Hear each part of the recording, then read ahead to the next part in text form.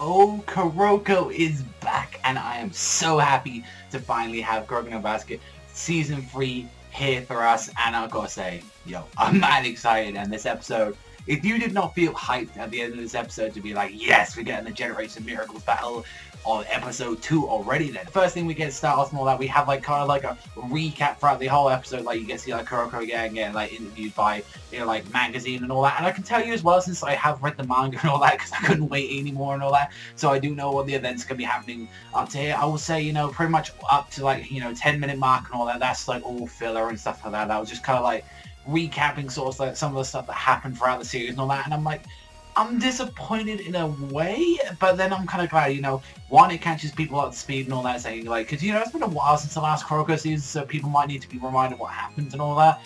But another thing is, like, it didn't have to be 10 minutes, it could have easily been like 5 minutes or something, or like just show like all the battles and stuff like that, so I was a little bit disappointed. I wish we started the game in the start of this episode, but, you know, I know what they're doing and all that, but it's like, especially with what they're doing, I hope that this season isn't 24 episodes. I hope it's like 30 or something, because we got over 100 chapters of manga to adapt in this last season. So I'm hoping that this is quite a long, like, I'm hoping that this either goes for like a whole year or at least 3/4. So kind of when the story starts off, we can see, you know, Akame, like, he's trying to, you know, make up with his friend, like, Tatsuya and all that, and it was really Kuroko that pushed him and all that, because he was just like, oh, I'm just gonna leave it off and all that. Like, after everything that happened, it's like, yo, you should try and at least, you know, become brothers and all that. I know that you said, you know, you're not going to be brothers anymore after the whole match, but you need to do this. You need to make it up and all that. Just because, you know, you lost, like, a basketball game doesn't mean you can forget, like, all, like, the great stuff that you've had and all that. And he was going to do that, and then we get to see this guy named Taizai who's picking a fight with, like, freaking Tatsuya,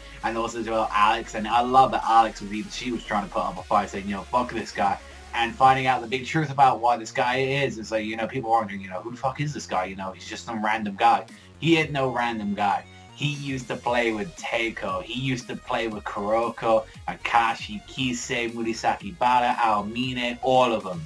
He used to play with all of them, and he was one of the starters, and it was the only reason that Kisei, since he joined in the second year of Teiko, he's like, oh, I'll just join these guys and all that. It's like, he never lost against Kisei, so them going against each other now, I've got to say, I really think this is going to be a very interesting match. And he was like really shocked when he saw him in like the last week tapes, like, what? Like, you know, we're playing against him and all that, so it's going to be interesting to Kisei going against also an old foe, like technically going against like someone who was technically qualified to be a Generations of Miracle and all that. So it's going to be very interesting to actually see what he's going to do in the next, like, you know, match and stuff like that. So yeah, you know, anime only watchers, you're going to have a really good match. I can just say that, like, you're really going to enjoy this.